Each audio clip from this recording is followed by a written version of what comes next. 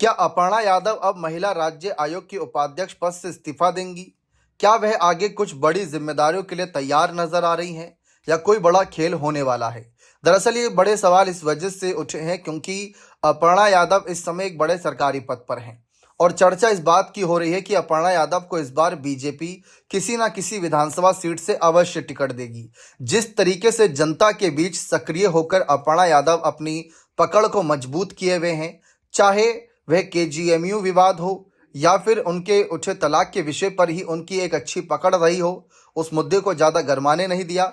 फिर उसके बाद अगर हम देखें तो झंडा जलाने वाला विवाद, इन सभी मामलों में अपर्णा यादव को चर्चा तो खूब मिली। भले ही कोई ना कोई नाराज हुआ, लेकिन कहीं ना कहीं अपर्णा यादव ने सुर्खियां बटोरी।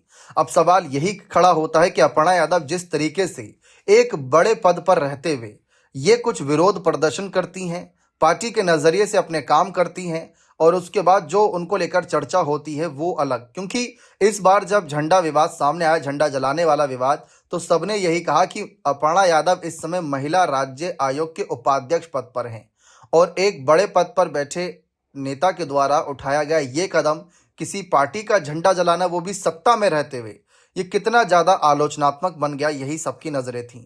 अब चर्चा इसी बात की है कि अगर अपर्णा यादव को भविष्य के नजरिए से तैयार रहना है तो क्या अभी से ही वह उस पद से पीछे हटेंगी जो पद योगी सरकार ने उन्हें दिया? क्या वह उपाध्यक्ष पद को छोड़ देंगी ताकि विधानसभा चुनाव बेफिक्र होकर लड़ सकें? क्योंकि विधानसभा चुनाव लड़ना, टिकट मिलना बड़ी बात नहीं, बल्कि जनता के बीच बने रहना, जनता से मिलना जुलना, पूरा समय देना, वो एक बड़ी बात रहेगी। और ऐसी सिचुएशन में क्या महिला राज्य आयोग के उपाध्यक्ष पद पर रहते हुए वहां के काम भी कर सकेंगी? सवाल यह है। फिलहाल तो दोनों साथ लेकर चल रही हैं, राजनीति भी और आयोग के उपाध्यक्ष पद को भी, लेकिन कब तक?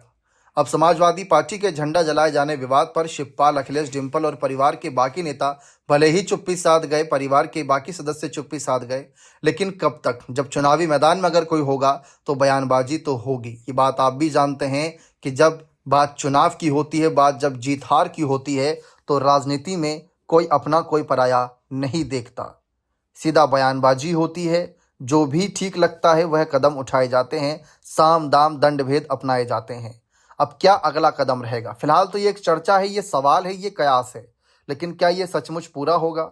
आपको क्या लगता है? क्या अपर्णा को अब पूरा वक्त राजनीति में देना चाहिए? क्या किसी एक विधानसभा सीट को पकड़ के उस सीट की जनता को साधने का काम अभी से ही शुरू कर देना चाहिए? अपनी राय कमेंट सेक्शन में अवश्य दीजिएगा। बने रहे चैनल के साथ। बहुत बहुत शुक्रिया।